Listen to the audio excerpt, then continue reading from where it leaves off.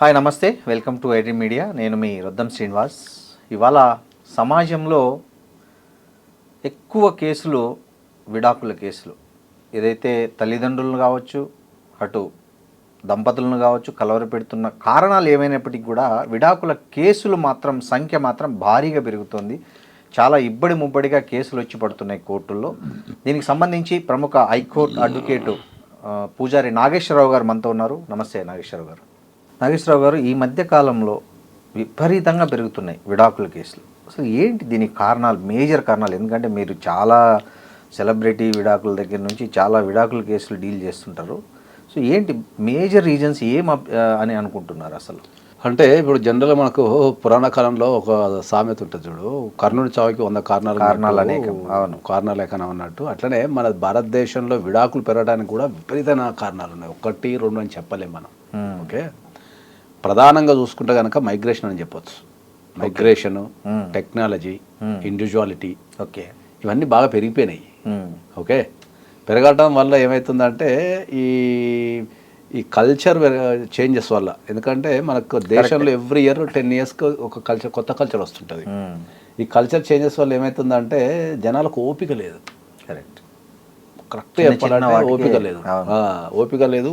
ఎక్కువ ఇండివిజువాలిటీ కోరుకుంటున్నారు. అంటే ఒక వ్యక్తి మీద ఇంకో వ్యక్తి అజమాయిషి చెలాయించడం కానీ, లేకపోతే కంట్రోల్ చేయటం కానీ అట్లా లేదు.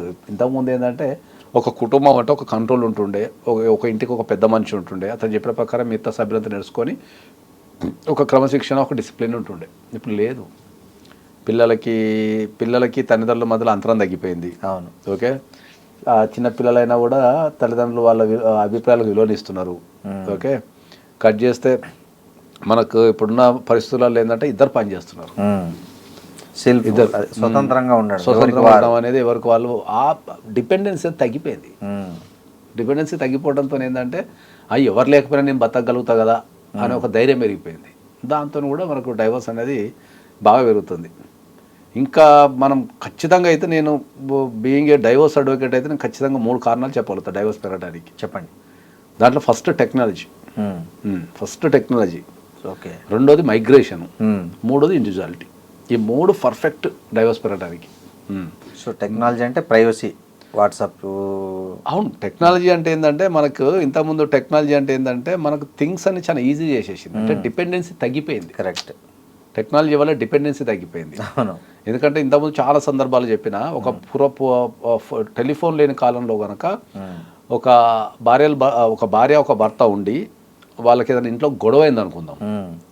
గొడవ అయినప్పుడు అప్పట్లో టెక్నాలజీ లేదు కాబట్టి చెప్పుకోవడం అనేది పక్కన పెడితే, అప్పుడు టెక్నాలజీ లేదు కాబట్టి వాళ్ళకి ఎంత గొడవ అయినా కూడా ఇంట్లోనే తినాలా.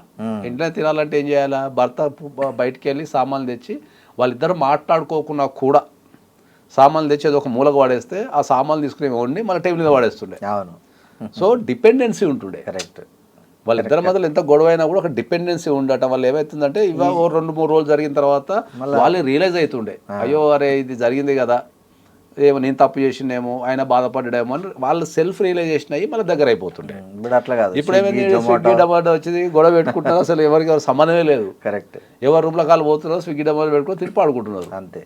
ఓకే, ఇంతకుముందు గొడవ అయినప్పుడు భార్య కనుక పుట్టింటికి వెళ్ళాలనుకో, 6 దాటినప్పుడు బస్సులు ఉండేవి కావు, ట్రాన్స్పోర్ట్ ఉండేది కాదు. సరే రేపు పొద్దులా పోతా నీ సంగతి చెప్తా అని చెప్పి ఆడుకుంటుండే. ఆ లోపల ఎమోషన్స్ అన్ని చేంజ్ అయిపోయి మళ్ళీ ఎప్పుడో పొద్దులా లేవంగానే ఇక సర్లే తినిపోతా అని చెప్పేసి ఇక తినిపోయేదా అని ఉంటుండే. కరెక్ట్, ఇప్పుడు మనకు ఏదైనా ఎమోషన్ వచ్చింది అనుకుందాం, ఆ ఎమోషన్ వచ్చినప్పుడు దాని కంట్రోలింగ్ వ్యవస్థ లేదు. కరెక్ట్, ఇప్పుడు ఇంటికి వెళ్ళిపోవాలా అని డిసైడ్ అయితే కొడితే క్యాబ్ 24 hours మన పక్కన ఉంటుంది. Correct, 24 hours. ర్యాపిడో కావచ్చు, మనకు ఊబర్ కావచ్చు, ఈవెన్ బస్సులు కూడా బస్సులు కూడా టికెట్ ఉందో లేదో, దొరుకుతుందో అని భయపడుతుండే. అవును, సో ట్రాన్స్పోర్ట్ అనేది విపరీతంగా పెరిగిపోయింది. మూడోది ఏమవుతుందంటే ఏంటంటే మైగ్రేషన్ అంటే ఏంటంటే మనం ఇంతకుముందు ట్రావెలింగ్ పెద్ద మైగ్రేషన్ లేదు. అవును, ఎందుకంటే ఆ ఊరు ఆ చుట్టుపక్కల ఒక 10 kilometers, ఆ 10 kilometers కాస్త 100 kilometers అయింది, ఆ 100 kilometers కాస్త 1000 kilometers అయింది, ఆ 1000 kilometers కాస్త 10,000 kilometers అయిపోయింది. అవును, మైగ్రేషన్. అవును, ఎందుకంటే ఒక దగ్గర పుట్టిన వ్యక్తి వాడికి ఒక యుక్త వయసు వచ్చేంత వరకు, లేకపోతే వానికి పెళ్ళి అయ్యేంత వరకు, పిల్లలు పుట్టేంత వరకు ఆ చుట్టుపక్కల గ్రామాలనే ఉంటుండే. ఇప్పుడు పుట్టిన వ్యక్తి హాస్టల్ ఒక దగ్గర చదువుతాడు, ఇంటర్మీడియట్ ఒక దగ్గర చదువుతాడు, బీటెక్ ఒక దగ్గర చదువుతాడు, ఎంఎస్సీ ఇంకో దగ్గర చదువుతాడు, జాబ్ ఇంకో దగ్గర చేస్తాడు. ఎవడు ఎక్కడ ఏం చేస్తున్నాడో తెలియదు. సో మైగ్రేషన్ విపరీతంగా పెరిగిపోయింది.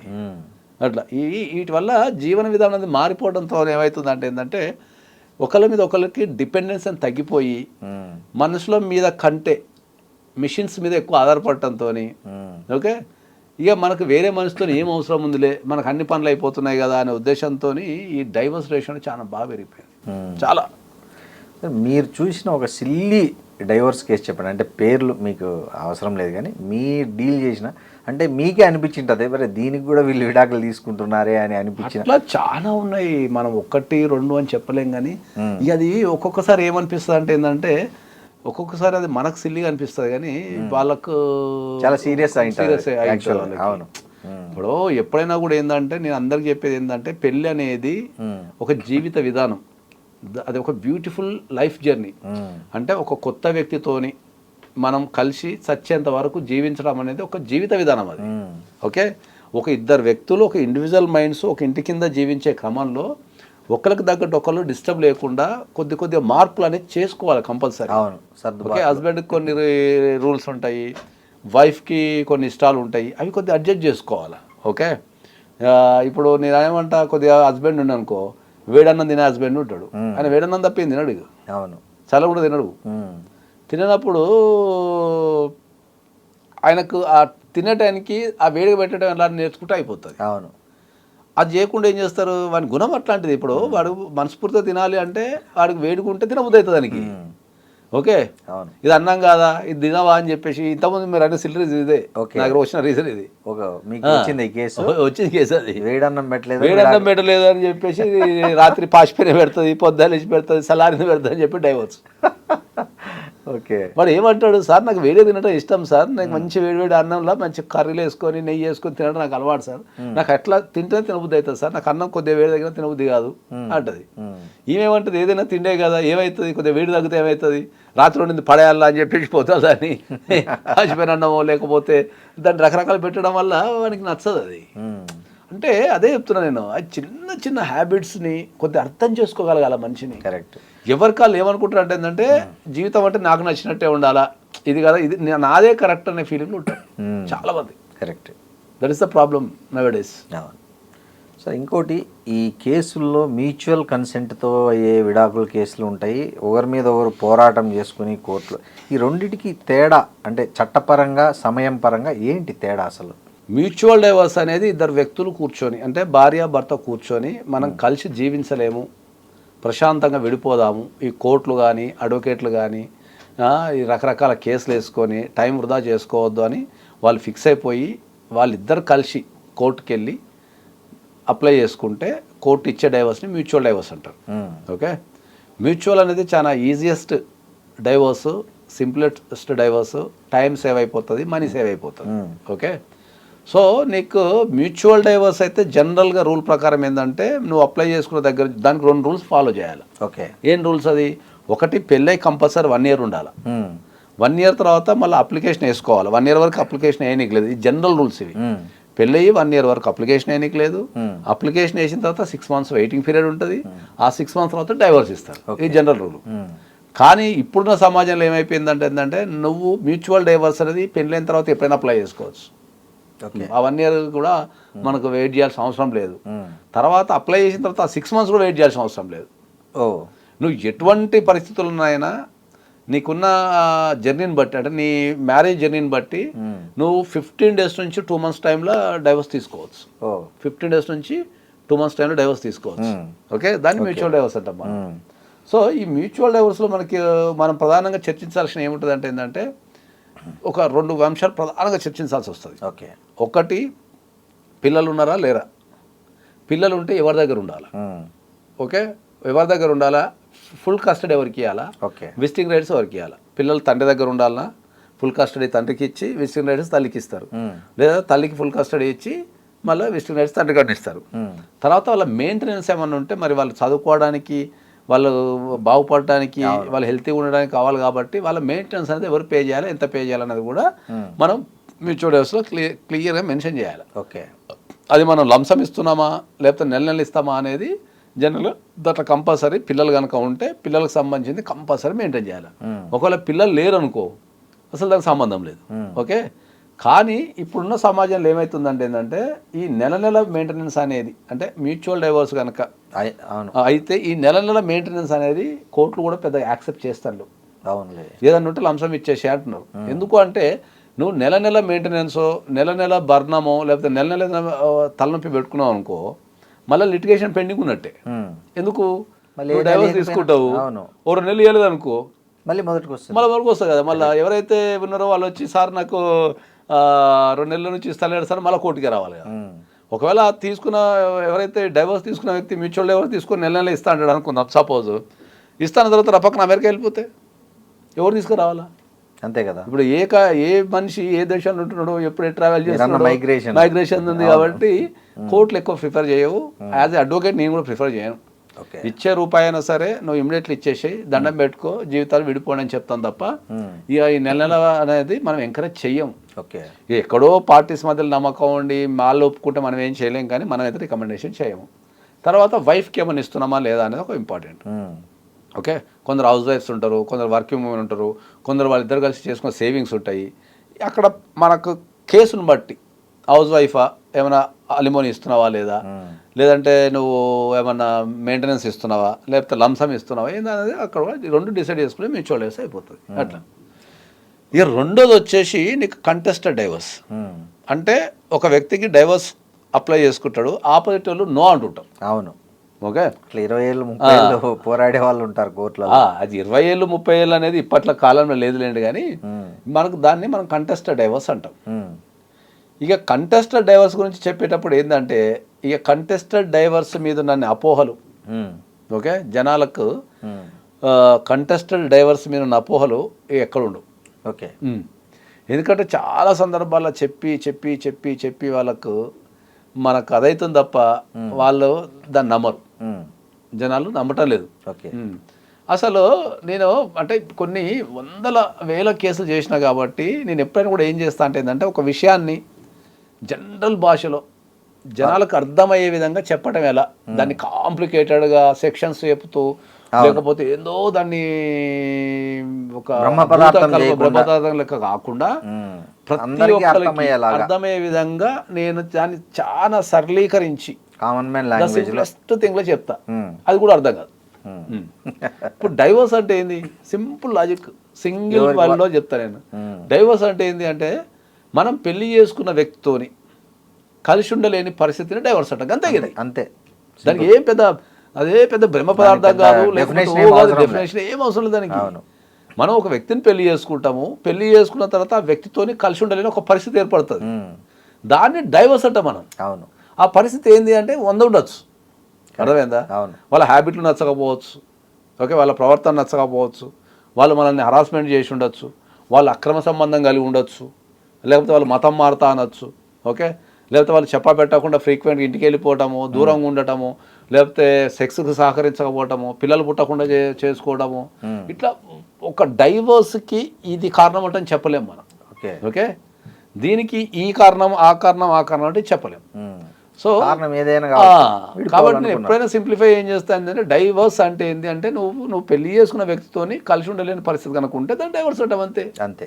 నువ్వేం చేయాలా, ఫలానా వ్యక్తిని పెళ్లి చేసుకున్నా, ఈ వ్యక్తితో కలిసి జీవించగలుగుతానా జీవించలేనంటే డైవర్స్ చేసుకో, ఓకే, అంతే. జీవించగలుగుతా అంటే రిపేర్ చేసుకో, అంతే. ఇది నా సింప్లెస్ట్ సూత్రం. ఎందుకు నువ్వు జీవించలేనప్పుడు నువ్వు డైవర్స్ చేసుకో అని చెప్తే ఎందుకు అంటే ఏంటంటే ఉన్నది ఒకటే లైఫ్. కరెక్ట్. మానవ జీవితంలో నాకు తెలిసి అత్యంత విలువైనది, ఈ ప్రపంచంలో అన్నిటికంటే అత్యంత విలువైనది ఏజ్. అది పోతే రాదు. ఇక నువ్వు ఈ ప్రపంచంలో ఏది పోయినా తెచ్చుకోగలుగుతావు, కానీ ఏజ్ పోతే తెచ్చుకోలేవు. ఏజ్ పోతే తెచ్చుకోలేవు. నువ్వు 100 కోట్లు సంపాదించు, 1000 కోట్లు సంపాదించు, ఈ ప్రపంచం మొత్తానికి నువ్వు రాజువుగా రానివిగా, కానీ నువ్వు ఏజ్ పోతే దాన్ని తెచ్చుకోలేవు. అవును, నేను అందరికీ స్ట్రాంగ్లీ చెప్పేది ఏంటంటే ఎవరికైనా సరే మన పెద్దవాళ్ళు కొన్ని వేల సంవత్సరాలు పరిశీలించి ఒక మాట చెప్పారు, ఏ ఏజ్లో చేయాల్సిన పనులు ఆ ఏజ్లో చేయమని చెప్పి. కరెక్ట్. ఓకే, డైవర్స్లలో ఏర్పడే ప్రాబ్లం ఏంటంటే ఇప్పుడు జరుగుతున్న మ్యారేజెసే లేట్ మ్యారేజ్ జరుగుతున్నాయి. అంటే 30 ఎబో 30 బిలో చాలా తక్కువ మంది చేసుకుంటారు. ఓకే, రేషియో చూసుకుంటే 30 ఏవో 28 నుంచి 30-32కి చాలా మంది, ఎందుకంటే ఈ కెరియర్ అని ఈ పీజీలని అవని ఇవని జాబ్ అని సెటిల్ కాలేదని రకరకాల కారణంతో చేసుకుంటారు. చేసుకున్న తర్వాత వాళ్ళు పెళ్లి చేసుకున్న తర్వాత ఏదైనా కారణం వల్ల పడలేదనుకో, వాళ్ళు ఒక డిసిషన్ తీసుకోలేకుండా ఒక డెసిషన్ తీసుకోలేకుండా సంవత్సరాల తరబడి వెయిట్ చేసి ఏజెంట్ పోగొట్టుకుంటున్నారు. కరెక్టే, చాలా మంది నేనే చూసాను ముగ్గురిని. వస్తారు, ఏమైందంటే గొడవ అవుతుంది చూద్దాంలే, అమ్మో నాకు భయం అవుతుంది, పెడితే కేసులు పడతాయేమో, పైసలు వేస్ట్ అయితేమో, అలీమని అడుగుతుందేమో, ప్రపంచం ఏమనుకుంటుందో అని చెప్పేసి వాళ్ళు రకరకాల కారణాలతోని ఆ డైవర్స్ ప్రొసీడింగ్స్ అనేది తీసుకోకుండా, లేకపోతే ఆ విడిపోవడానికి కావాల్సిన చర్యలు తీసుకోకుండా వాళ్ళు కాలయాపన చేస్తూ ఉంటారు. ఆ స్ట్రెస్లో ఉండిపోతారు ఎప్పటికీ. నేను ఎప్పుడైనా ఏం చెప్తా, స్ట్రెస్లో ఉండడం ఎందుకు, నువ్వు ధైర్యంగా కూర్చో, ఆలోచించు, ఆ అమ్మాయితో ఉండగలుగుతావా, భర్తతో ఉండగలుగుతావా లేదా ఆలోచించు, ఉండలేనని ఫిక్స్ అయితే డైవర్స్ చేసుకో అని చెప్తాను నేను. అది వినరు మనోళ్ళు. ఓకే, వినకుండా వాళ్ళు కాలయాపన చేసి రకరకాల ప్రొసీడింగ్స్ అని తీసుకున్న తర్వాత వాళ్ళు అప్పుడు డెసిషన్ మెల్లగా తీసుకుంటారు. అనేది ఒక పాయింట్. ఓకే, కలిసి ఉండాలి అంటే కలిసి ఉండాలి అంటే ఒకరికొకరు రెస్పెక్ట్ ఇచ్చుకోవడం, ఓకే, ఒకరినొకరు అడ్జస్ట్మెంట్ చేసుకోవడం, ఒకరి కోసం ఒకరు త్యాగాలు చేసుకోవడం అనేది ఇది ప్రాథమిక సూత్రం ఇది. ఓకే, నేను ఎదుటి వ్యక్తితో కలిసి ఉండాలి సార్ అన్నప్పుడు మనం ఆ వ్యక్తికి తగ్గట్టు ప్లస్లు మైనస్లు అర్థం చేసుకోవాలి. ఇప్పుడు లాజిక్ సార్, అసలు ఈ ప్రపంచం అంతా life is not a rocket science sir. Correct. Okay, correct. Life ఏం చెప్తా నేను అంటే, నువ్వు ఒక వ్యక్తితో కలిసి జీవించాలనుకున్నప్పుడు ఫస్ట్ ఆ వ్యక్తిని అర్థం చేసుకో అని చెప్తాను నేను. ఆ వ్యక్తి హ్యాబిట్స్ ఏంది, ఓకే, ఆ వ్యక్తి ఎట్లా బిహేవ్ చేస్తాడు, ఆ వ్యక్తికి ఎప్పుడు కోపం వస్తుంది, ఆ వ్యక్తి ఫైనాన్షియల్ ఎట్లా ఖర్చు పెడతాడు, లావిష్గా ఖర్చు పెడతాడా, పిష్నాతనం ఉంటుందా అనేది అసలు ఆ వ్యక్తి యొక్క ప్యాటర్న్ని నువ్వు కనుక స్టడీ చేయగలిగితే ఆ వ్యక్తిని ఆడుకోవడం చాలా ఈజీ. అవును, చాలా ఈజీ కదా. నువ్వేం చేస్తావు, ఆ వ్యక్తితో కలిసి జీవించేటప్పుడు ఆ వ్యక్తి యొక్క ప్యాటర్న్ అర్థం చేసుకోకుండా నీ ప్యాటర్న్ వాళ్ళ మీద రుద్దుతుంటావు. అక్కడ వస్తుంది, అక్కడ పంచాయతీ స్టార్ట్ అవుతుంది. కరెక్ట్. వాళ్ళ హ్యాబిట్స్ ఎట్లుంటాయి, స్లీపింగ్ హ్యాబిట్స్ ఎట్లుంటాయి, లేకపోతే వాళ్ళు సోషలైట్ ఎట్లుంటారు, ఇంట్లో కుటుంబ సభ్యులతో ఎట్లుంటారు, బయట ఎట్లుంటారు అనేది నువ్వు ఒక 1 month 2 months నిశ్చితంగా గమనించి అన్నీ గమనిస్తే ఆ వ్యక్తిని హ్యాండిల్ చేయడం అనేది చాలా ఈజీ అవుతుంది.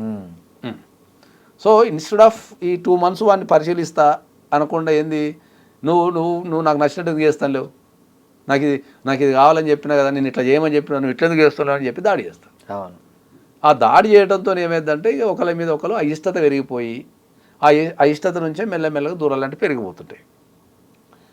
డైవర్స్లో ఉన్న ఈ అతిపెద్ద గొప్పతనం ఏం చెప్తానండి అసలు, ఈ మనకు భారతదేశంలో డైవర్స్ అనేది మనం అప్లై చేస్తాం కదా, అప్లై చేయాలంటే కొన్ని గ్రౌండ్స్ ఉంటాయి. ఓకే, క్రుయాలిటీ గ్రౌండ్ అని ఒకటి ఉంటుంది. ఓకే, తర్వాత డెజర్షన్ ఒకటి ఉంటుంది, అడల్టరీ ఒకటి ఉంటుంది, తర్వాత అనల్మెంట్ ఆఫ్ మ్యారేజ్ అని చెప్పేసి ఒకటి ఉంటుంది. ఈ భారతదేశంలో ఒక 100 డైవర్స్ కనుక, ఒక 2025లో ఒక 100 డైవర్స్ కనుక పడితే దాంట్లో ఒక 60% of the divorce cruelty ground మీద పడతాయి. బా, ఏ రకమైన క్రుయాలిటీ ఉండదు అది. ఇప్పుడు వచ్చిన పాయింట్కి ఏ రకమైన క్రుయాలిటీ అంటావు కదా. అవును, క్రుయాలిటీ యొక్క గొప్పతనం ఏంటంటే ఎక్కడ కూడా ఏ పుస్తకంలో కూడా క్రుయాలిటీకి డెఫినేషన్ లేదు. ఓకే, కొన్ని సందర్భాలలో సుప్రీంకోర్టు క్రుయాలిటీని నువ్వు అప్లై చేయాలంటే ఇవి మినిమం ఇవి పాటించు అన్నట్టు చెప్పింది తప్ప క్రుయాలిటీకి డెఫినేషన్ లేదు. ఓకే, ఎందుకు లేదు క్రుయాలిటీ డెఫినేషన్? మరి సార్ ఇన్ని 60% డైవర్స్ పడుతున్నాయి, నీకు 1955 హిందూ మ్యారేజ్ యాక్ట్ వచ్చింది, మనం 2026 ఉన్నాము, మరి క్రుయాలిటీకి డెఫినేషన్ ఎందుకు లేదు అంటే అనేక రూపాలు క్రుయాలిటీకి మనము బంధించలేము. ఒక ఫ్రేమ్ క్రుయాలిటీ అంటే ఏంది, నీకు లీగల్గా నచ్చదే క్రుయాలిటీ. సింపుల్గా చెప్పాలంటే సింపుల్గా అది ఇప్పుడు ఇంతకుముందు మనం క్రుయాలిటీ అంటే ఏంటంటే నీకు ఎవరన్నా ఫోర్స్ చేస్తే, ఇల్లీగల్గా కాకుండా ఇల్లీగల్ కనుక ఫోర్స్ చేస్తే, నువ్వు ఇట్లా చెయ్యి అట్లా చెయ్యి అట్లా అని ఫోర్స్ చేస్తే అదే క్రుయాలిటీ. ఓకే, ఓకే, క్రుయాలిటీ మళ్ళీ 2 రకాలు ఉంటుంది, legal cruelty, moral cruelty. Okay, moral cruelty ఉంటుంది మళ్ళీ. మోరల్ క్రుయాలిటీ అంటే ఏంది, ఇప్పుడు పెళ్లి చేసుకున్నాం మనం, పెళ్లి చేసుకున్న తర్వాత కాపురం చేయటం మన హక్కు, అంతే కదా. కాపురం చేయలేకపోవటం లీగల్ క్రుయాలిటీ, మోరల్ క్రుయాలిటీ. పెళ్లి చేసుకున్నాం మనం, అత్తామామని దూరం పెట్టమని చెప్తున్నారు, అది మోరల్ క్రుయాలిటీ. లీగల్గా ఏంది, 18 సంవత్సరాలు దాటితే నువ్వు ఏమేం చేస్తున్నది లీగల్. అవును, కానీ మోరల్ ఏంది, అత్తామామతో కలిసి జీవించాలనేది మోరల్. అవును, ఓకే, అవును. సో ఇట్లా అత్తమామని దూరం పెట్టమన్నా కూడా విడాకులు ఈ గురుక క్రియాలిటీ కిందకే వస్తుంది, బిహేవియర్ క్రియాలిటీ కిందకే వస్తుంది, పిష్టాతనం క్రియాలిటీ కిందకే వస్తుంది, భార్యలు ఫ్రీక్వెంట్ ఇంటికి వెళ్ళటం క్రియాలిటీ కిందకే వస్తుంది, పుట్టింటికి వెళ్ళటం, తిట్టడం క్రియాలిటీ కిందకే వస్తుంది, అనారోగ్య సమస్యలు కొన్ని ఉంటాయి, అవి కొన్ని క్రియాలిటీ కిందకే వస్తాయి. సో అందుకనే ఏంటంటే ఇది అని మనం క్రియాలిటీ అని చెప్పలేము కాబట్టి క్రియాలిటీకి ఎక్కడ డెఫినేషన్ ఇవ్వలేదు, కొన్ని మార్గదర్శకాలు ఇచ్చారు అంతే, ఓకే, తప్ప ఎక్కడ డెఫినేషన్ ఇవ్వాలి. ఓకే, ఇక ప్రతి ఒక్కరు వచ్చి ఏమంటారు అంటే సార్ దీని డైవర్స్ వస్తుందా అంటారు. డైవర్స్ దేని మీద ఇప్పించచ్చు, అదేలే క్రియాలిటీని ప్రూవ్ చేయగలిగే శక్తి అంటే ఈమె చేసే చర్యల వల్ల లేకపోతే ఇతడు చేసే చర్యల వల్ల ఈ వ్యక్తి కలిసి జీవించలేడు అనేది మనం కోర్టులో నిరూపించగలిగితే కేసు గెలిచేస్తాం. అనుమానం కూడా క్రియాలిటీ కిందకి వస్తుంది. అనుమానం కూడా క్రియాలిటీ కిందకి వస్తుంది డెఫినెట్లీ. అందుకే చెప్తున్నా కదా, దానికి అసలు రూపం లేదు. అదే అదే చెప్తున్నా. ఇప్పుడు ఈ ప్రపంచానికి నేను చెప్పిన దాన్ని లా ఇస్ లైక్ అమీబా అని, దానికి ట్రేడ్ మార్క్ ఉంది ఆ వర్డ్కి. Okay, law is like amoeba అని చెప్పేసి నేను చెప్పిన. ఎందుకంటే చట్టానికి రూపం లేదు. చట్టం అనేది ప్రాంతాన్ని బట్టి, వ్యక్తుల్ని బట్టి, పరిస్థితులను బట్టి, దేశాన్ని బట్టి, వాతావరణాన్ని బట్టి రకరకాలుగా మారిపోతుంటుంది. అర్థమైందా? అవునవును సార్ ఇది ఇట్లనే మనం బేసిక్ ప్రిన్సిపల్స్ పెట్టుకుంటాం అంతే. అన్నం వండటం ఎలా అనేది బేసిక్ ప్రిన్సిపల్. ఇక అన్నం వండిన తర్వాత నువ్వు దాన్ని ఎగ్ ఫ్రైడ్ రైస్ చేసుకుంటావా, వెజిటబుల్ చేసుకుంటావా, పులిహోర చేసుకుంటావా, పెరుగన్నం చేసుకుంటావా, నువ్వు బిర్యానీ చేసుకుంటావా అనేది అదంతా ఎక్స్ట్రాడనరీ సబ్జెక్ట్.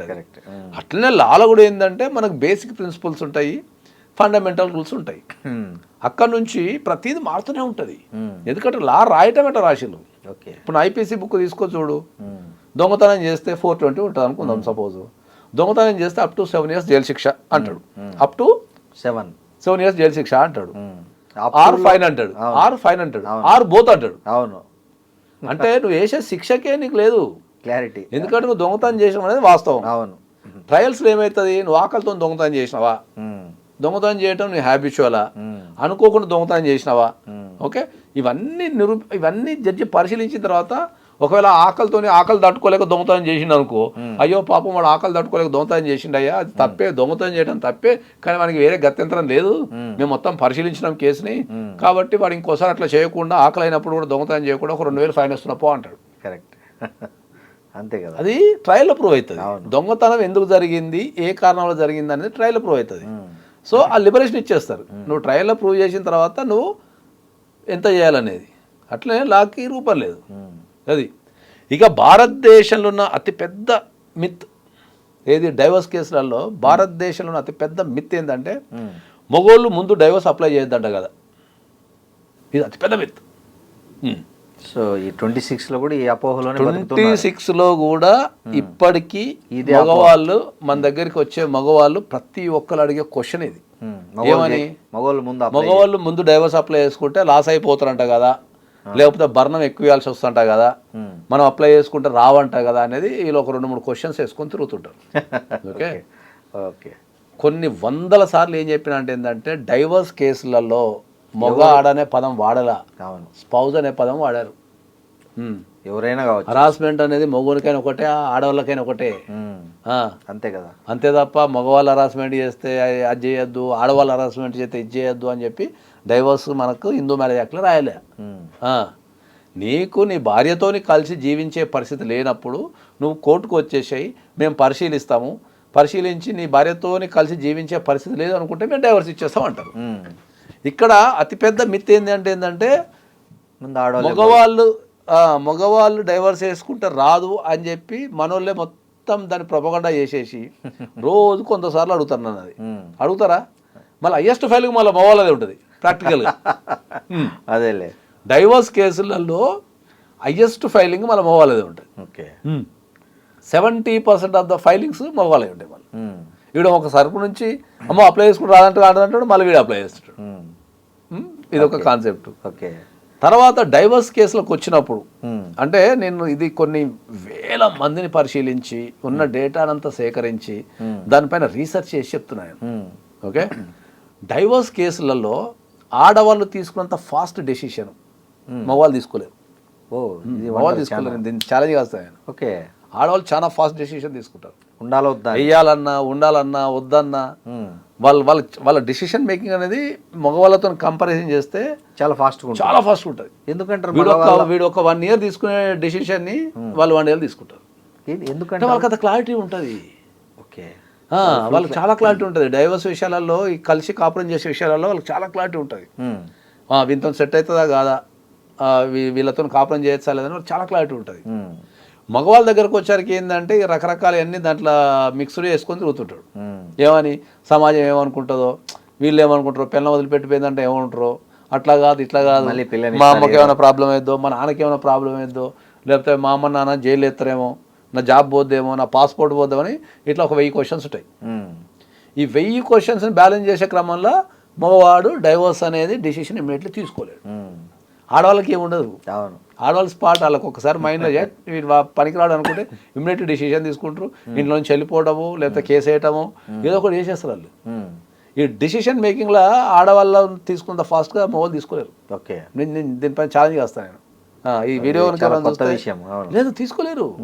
నేను చెప్తున్నా కదా, నేను కొన్ని వేల కేసులు నేను రీసెర్చ్ చేసి చెప్తున్నాను దీనిపైన. నేను కావాలంటే దీని కింద మీరు సపరేట్గా కామెంట్ కూడా పెట్టమని నేను లింక్ పంపని నేను చదివి చెప్తాను. ఎవరైనా తప్పు అని నేను మాట్లాడతాను. ఓకే ఓకే, అది అట్లా భారతదేశంలో ఇప్పుడు ఈ మిత్ ఒకటి ఉంటుంది, తర్వాత ఇంకో మిత్ ఒకటి ఉంటుంది అన్నట్టు. ఇక అది ఎన్నిసార్లు చెప్పినా ఎవరికి అర్థం కాదు ఇంకా. ఓకే, అతిపెద్ద మిత్ ఏంటంటే ఇప్పటికి కూడా మా ఇంటా వంట అడ్వకేట్ ఆఫీస్కి పోలేదు, పోలీస్ స్టేషన్కి పోలేదు, అడ్వకేట్ ఆఫీస్కి పోలేదని ఇప్పటికి కూడా. మేము అడ్వకేట్ ఆఫీస్ రావడం ఫస్ట్ టైం, సర్టిఫికేట్ లాగా మేము అడ్వకేట్ ఆఫీస్ రావడం ఫస్ట్ టైం సార్, మేము ఇంతవరకు మా ఇంటా వంట అడ్వకేట్ ఆఫీస్కి రాలేదు సార్ అంట. అరే, అడ్వకేట్ ఆఫీస్ అనేది నీకున్న రైట్స్ ఏముంటాయి, నీకున్న డ్యూటీస్ ఏముంటాయి, నీ రైట్స్ ఏమైనా వైలేషన్ అయినాయా, వాటి కాపాడుకోవడం ఎట్లా, ఓకే, వాటి గురించి ఎక్కడికి వెళ్ళాలి అనేది, వాటి గురించి ఎక్కడికి వెళ్ళాలి, ఎక్కడికి వెళ్ళొద్దు, ఏం చేయొచ్చు అనేది మనం ఒక సలహా చెప్పడం. అంటే మేము ఎక్స్పర్ట్స్ అయ్యి దాంట్లోనే తెల్లవారులు పనిచేస్తుంటాం కాబట్టి నువ్వు తిరిగి మొత్తం నేర్చుకునే విషయాన్ని మనం ఒక 1/2 hourలోనో 1 hourలో నీకు మొత్తం నీ ముందర పెట్టేది అడ్వకేట్ ఆఫీస్. అవును, అంతే తప్ప అది అడ్వకేట్ ఆఫీస్ అంటే పాకిస్తాన్ ఏం లేదు అది. అంతే కదా, అసలు మా ఇంటా వండలేదు అడ్వకేట్ ఆఫీస్కి రావడం అంటారు. అరే జీతం, నేనేమో ఎక్కువ, నేను కనుక కామన్ మ్యాన్, నేను అడ్వకేట్ అయినా కానీ నేను కామన్ మ్యాన్ ఎక్కువ అడ్వకేట్ మీద ఆధారపడతా. అంతే కదా. ఇప్పుడు అమెరికాలో చూడండి, ప్రతిదానికి అమెరికాలో కాదు, వెల్ డెవలప్డ్ కంట్రీస్ ఏవైతున్నాయో అవన్నీ ప్రతిదీ అడ్వకేట్ లేకుండా అక్కడ ఏం చేయరు సార్ వాళ్ళు. ఒక చిన్న స్థలం చిన్న స్థలం కాదు, వాళ్ళ జీవితంలో ఏ డిసిషన్ తీసుకోవాలని కూడా అడ్వకేట్ ఆఫీస్ చేయరు అక్కడ. అడ్వకేట్ ప్రొఫెషన్ కి అంత పెద్ద వాల్యూ అక్కడ ఎందుకు ఉంది అంటే ఏంటంటే వాళ్ళు లీగల్ గా సరిగ్గా గైడ్ లైన్స్ ఇస్తారు. ఇల్లీగల్ గా మనం తెలుసో తెలియకనో చేయటం ఎందుకు అనే ఉద్దేశంతో లీగల్ గా కరెక్ట్ ఉండాలా, లీగల్ గా తప్పితే మళ్ళీ కోర్టు కేసులు ఇవి తిరుగుడు పంచాయతీ లైఫ్ అంతా వేస్ట్ అయిపోతుంది, లిటిగేషన్ ఖర్చులు పెట్టుకోవాలని వాళ్ళు ఒక్కొక్క కన్సల్టేషన్ ఫీజుతోని వాళ్ళు 70% అంత సమస్యను సాల్వ్ చేసేస్తారు. 70%. ఫారిన్ కంట్రీస్కి మన కంట్రీస్ తేడా ఏంటంటే ఫారిన్ కంట్రీస్లో వాళ్ళు ఏ పని చేసే ముందైనా లీగల్గా ఒక కన్సల్టేషన్ తీసుకొని మంచి అడ్వకేట్ దగ్గరికి వెళ్ళి దాన్ని ముందే పనిచేసే ముందే, అది ఏ పని అయినా కానీ, ఒక టెనెంట్ ఇచ్చేది కావచ్చు, ఏదైనా వాళ్ళ లైఫ్లో ఉన్న ప్రతిదీ, ఒక అగ్రిమెంట్ రాసుకోవాలన్నా, ఓ లైఫ్లో ముందరికి వెళ్ళాలన్నా, ఓ పెళ్లి చేసుకోవాలన్నా ఏముంటుంది ఏం లేదని ప్రతిదీ తెలుసుకొని వాళ్ళు ముందరికి వెళ్తారు. భారతదేశంలో ఏంటంటే సొంత అంత మన భారతదేశంలో అంటే అవకాశం ఉన్నా వీళ్ళు మొత్తం వీళ్ళే సొంతంగా చేసేసుకొని అన్ని నిర్ణయాలు చేసేసుకొని దాన్ని కలగంపులుగా చేసి అంతా చేసి ఇక అది కొరకరాని కొయ్య అవుతుంది. ఇక వాళ్ళు ఏం చేయలేనప్పుడు చేతులు ఎత్తేసి అడ్వకేట్ దగ్గరకు వస్తారు. వచ్చి అప్పుడు ఏమంటారు, సార్ ఒక్క ఇంజక్షన్ వేస్తే పోవాలి సార్, ఇది మొత్తం సమస్య అంట. కరెక్టే, ఇప్పుడు మొత్తం ఇది ఎందుకు చేసినాం అంటే వాళ్ళు చెప్పే సింపుల్ లాజిక్ ఉంటుంది తెలుసా, సార్ నేను అడ్వకేట్నా సార్ అంటారు. మళ్ళా ఉల్టా నాకేమన్నా లా తెలుసా సార్, నేను కామన్ మ్యాన్ సార్ అంటారు. ఓకే, నేను అందరికీ చెప్పే సలహా ఏంటంటే జీవితంలో కొన్ని ముఖ్యమైన విషయాలు మన జీవితంలో ఉన్నప్పుడు ఒక మంచి ఫ్యామిలీ అడ్వకేట్ అనే కల్చర్ హైదరాబాద్లో పెరిగింది. ఫ్యామిలీ అడ్వకేట్, ఇంతకుముందు ఫ్యామిలీ డాక్టర్లు ఉండేవాళ్ళు, ఇప్పుడు ఫ్యామిలీ అడ్వకేట్స్ లేదు అయ్యింది ఇప్పుడు. లేదు, చాలా ఫ్యామిలీ అడ్వకేట్ అనే కల్చర్ ఇండియాలో కొత్తగా స్టార్ట్ అయింది. అది పెరిగింది అది. ఓకే, ఆ, మంచిదే అది. ఇంతెందుకు ఇప్పుడు నా దగ్గరనే ఒక దగ్గర ఒక 800 మంది క్లయింట్స్ ఉన్నారు ఫ్యామిలీ అడ్వకేట్స్ కింద. ఓకే. వాళ్ళు ఎవ్రీ ఇయర్ సబ్స్క్రిప్షన్ పే చేస్తారు. ఓకే ఆ, ఓకే ఓకే. ఇక వాళ్ళకు వాళ్ళ సబ్స్క్రిప్షన్ లోనే మీరు ఆ ఇయర్ లో వాళ్ళకి ఏమొచ్చినా ఇక వాళ్ళకి ఏమొచ్చినా మన సలహాలు సూచనలు డాక్యుమెంట్ రివ్యూస్ సలహాలు సూచనలు అన్ని ఇచ్చేస్తున్నాం మనం. మొత్తం హోల్ కుటుంబం విల్ బి ప్రొటెక్టెడ్. అంతే కదా. ఇక వాళ్ళకి ఏ చిన్న డౌట్ వచ్చినా ఇక అంతే, ఇక ఫోన్ చేసుడు కథ తెలుసుకుంటూ లేకపోతే ఆఫీస్కి వచ్చుడు కూర్చుడు మాట్లాడుకుంటూ చేసుకుంటున్నారు. ఇప్పుడు ఇన్సూరెన్స్ ఎట్లా అయిపోయిందో, కార్ ఎట్లా అయిపోయిందో, మిగతా అన్ని ఎట్లా అయిపోయినాయి జీవితంలో, ప్రస్తుతం ఉన్న సమాజంలో అడ్వకేట్ అనేవాడు కూడా ఒకడు అట్లా తయారైపోయాడు. నిజానికి చాలా ఇంపార్టెంట్ రోల్. లేదు నేను చెప్తున్నా కదా, దగ్గర దగ్గర ఒక 800 families protected by law. Oh super. నా దగ్గర ఒక 800 మంది 800 మంది క్లయింట్స్ దగ్గర దగ్గర ఫ్యామిలీ అడ్వకేట్ కింద రిజిస్టర్ చేసుకుని ఉన్నారు. ఓకే. వాళ్ళ పిల్లల గురించి కావచ్చు, పెళ్లిళ్ళ గురించి కావచ్చు, వాళ్ళకి ఆస్తి కొనేటప్పుడు కావచ్చు, ఇక ప్రతిసారి ఒకరికి చెప్పలేరు కదా. అవునవును, ఒకరికైతే మొత్తం అలవాటు అయిపోతే అన్ని తెలిసిపోతాయి కాబట్టి నెక్స్ట్ టైం అంతా ఈజీ అయిపోతుంటుంది. మనం ఏడ కూర్చున్న ప్రపంచంలో మనకు నెక్స్ట్ టైం ఈజీ అయిపోతుంది. అవును. ఆ నెక్స్ట్ టైం ఈజీ అయిపోయినప్పుడు ఏంది, మనకు ర్యాప్ పెరుగుతుంది, అలవాటు అయిపోతుంది. వాళ్ళ పిల్లల కెరీర్కి సంబంధించి కావచ్చు, అడ్మిషన్లు ప్రాబ్లం అయినప్పుడు కావచ్చు, వీసా ప్రాబ్లమ్స్ కావచ్చు, వాళ్ళు ట్రావెలింగ్ చేసేటప్పుడు కావచ్చు, బ్యాంక్ ఇష్యూస్ కావచ్చు, ఏది ఉన్నా ఏం చేస్తున్నారు, ప్రతిదీ కాల్ చేస్తున్నారు. సార్ ఇట్లా మా పిల్లగాడు మాట వింటలేడు, కొద్దిగా ఏం చేయొచ్చు, లేకపోతే ఆ కోర్స్ చేస్తున్నాడు, లేకపోతే అమెరికా పోతున్నాడు, ఏమైనా సలహాలు తీసుకోవాలన్నా సూచనలు తీసుకోవాలన్నది మాది వన్ టైం సబ్స్క్రిప్షన్ కింద మనం ఛార్జ్ చేసేస్తున్నాం. ఓకే. సో దాంతో ఇక వాళ్ళకి ప్రతిసారి ఒక కొత్త అడ్వకేట్ దగ్గరికి పోయి కొత్త అడ్వకేట్ మనం దాంట్లో ఇచ్చే సర్వీసెస్ బట్టి 25,000 నుంచి దగ్గర దగ్గర 2 lakhs వరకు ఉంది. ఓకే. వాళ్ళకి ఏమేమి సర్వీసెస్ చెప్పి ఉంటుంది అట్లా. ఓకే. అది అది అది చాలా క్లిక్ అయింది. కల్చర్ ఫారిన్ లో ఉంది. ఇది మంచిదే అసలు, యాక్చువల్గా మంచి కాన్సెప్ట్, డెవలప్ కావాలి. ఏమైందంటే ఏంటంటే ఒక్కరి దగ్గరనే నీకు మొత్తం కనుక ఫైల్ కనుక ఉంటే, ఓకే, ఒక్కరి దగ్గరనే మొత్తం ఫైల్ కనుక ఉంటే నీకు ఈజీ అయిపోతుంది. ఇక ప్రతిసారి డాక్యుమెంట్ చూసుకుంటూ, ప్రతిసారి అది చేసుడు, ప్రతిసారి గుర్తు చేసుడు, మళ్ళీ అడ్వకేట్ని మార్చుడు, అడ్వకేట్ని మార్చుడు, ఇటు పోవడంతా ఉండదు. ఇక ఇప్పుడు కొన్ని కేసులు చూస్తుంటామండి సమాజంలో. ఇప్పుడు మీరు అన్నట్లు భర్త విడాకులు కోరుకునే సందర్భంలో భార్య ఇయ్యదు, సతాయిస్తుంటారు. భార్య కోరుకునే టైంలో భర్త ఇయ్యరు, సతాయిస్తుంటారు. ఇట్లాంటి కేసుల్లో సతాయించడం అంటే ఏం ఉండదు దీంట్లో. అదే ఇంతకుముందు చెప్పింది, నీకు ఒక వ్యక్తితోని కలిసి జీవించాలని లేనప్పుడు నువ్వు కోర్టుకి వెళ్ళి రీజన్ రాస్తే అయిపోతుంది. కానీ కోర్టులో బోత్ పార్టీస్ ఒపీనియన్ కావాలంటారు. ఎవరు చెప్పారు మీకు? అదే చెప్తున్నా ఇంతసేపు నేను నోరు. అదే నేను both the parties opinion court తీసుకో సార్. అవునా? బోత్ ద పార్టీస్ ఒపీనియన్ తీసుకుంటే మేమెందుకు, కోర్టు ఎందుకు? ఇంకా అంతే. అందరు ఇప్పుడు మీరు అడిగిన క్వశ్చన్ మరోసారి చెప్తా నేను. భార్య ఒప్పుకుంటే డైవర్స్ వస్తుంట కదా, భర్త ఒప్పుకుంటే డైవర్స్ వస్తుందా అంటే నువ్వు కోర్టులో వెళ్ళి ఫైల్ చేయంగానే, కోర్టులో వెళ్ళి ఫైల్ చేయంగానే, ఇప్పుడు భర్త ఫైల్ చేసిన అనుకుందాం, జడ్జి అడగాల్సిన క్వశ్చన్ ఏంది నెక్స్ట్? భార్య ఒప్పుకుందా అని అడగాలి, అంతే కదా? అంతే. మరి భార్య ఒప్పుకుందా అడిగితే లేడు అంటే పిటిషన్ బ్యాక్ ఇచ్చేయాలి కదా, ఒప్పుకోలేదు కదా, మళ్ళీ తీసుకురాపోని బ్యాక్ ఇచ్చేయాలి కదా. కోర్టు ఎందుకు ఎంటర్టైన్మెంట్ చేసి నీకు డైవర్స్ ఇస్తున్నది? మరి ఈ ప్రపంచం అయినా డైవర్స్ అని భార్యలు భర్తలు ఒప్పుకుంటే అయినాయా? కాలేదా? అదే చాలా మందికి నిజంగా తెలియదు అది. అదే చెప్తున్నా, ఒక డైవర్స్ కేసు తీసుకోవాలి, ఒక డైవర్స్ కేసు మనం ఒక డైవర్స్ కోర్టులో తీసుకోవాలంటే భార్యతోనో భర్త ఒప్పియంతో సంబంధం లేదు. సంబంధం లేదు. నాకు బయట ఉన్న ప్రచారం ఏంటంటే, బయట ఉన్న ప్రచారం అదే చెప్తున్నా, ఇట్లా మళ్ళీ వాళ్ళ కోర్టు మన దగ్గర వాళ్ళిద్దరు కౌన్సిలింగ్ వెళ్ళాలి, ఇన్ని రోజులు కలిసి ఉండి మళ్ళీ రాపు అంటారు. ఒక డైవర్స్ తీసుకోవాలంటే ఒక్క డైవర్స్ తీసుకోవాలంటే ఎవరు పర్మిషన్ అవసరం లేదు. జస్ట్ నువ్వు కోర్టుకి వెళ్ళి నువ్వు కరెక్ట్ రీజన్ రాసి, ఇగో ఈ కారణాల వల్ల నేను ఆ వ్యక్తితో కలిసి ఉండలేను అంటే, నువ్వు రాసిన కారణాలు కరెక్టా కాదా కోర్టు చూసి అవి కరెక్ట్ అయితే డైవర్స్ ఇచ్చేస్తుంది. కరెక్ట్ ఏదైనా ఉండని సార్, ఏజీ గీజీ ఏం సంబంధం లేదు, పిల్లలతో వాళ్ళతో ఏం సంబంధం లేదు, ఇవన్నీ వేరే రైట్స్. ఓకే, ఇచ్చేస్తా డైవర్స్. వీళ్ళందరూ ఏంది, నా భార్య ఒప్పుకుంటే డైవర్స్ వస్తుంది, నా భర్త ఒప్పుకుంటే డైవర్స్ వస్తారంట. వాళ్ళు ఒప్పుకోవడానికి ఇంత పెద్ద మెకానిజం ఎందుకు? ఇంకా ఇంతమంది జడ్జెస్, ఇన్ని వేల పుస్తకాలు, ఇంతమంది అడ్వకేట్స్ ఎందుకు ఇది? ఇంకా సో పాయింట్ ఆఫ్ ఇట్ వాళ్ళు ఏదైతే ఇబ్బంది ఫీల్ అవుతున్నారో దాన్ని కరెక్ట్ గా ప్రజెంట్ చేయగలరు. అంతే.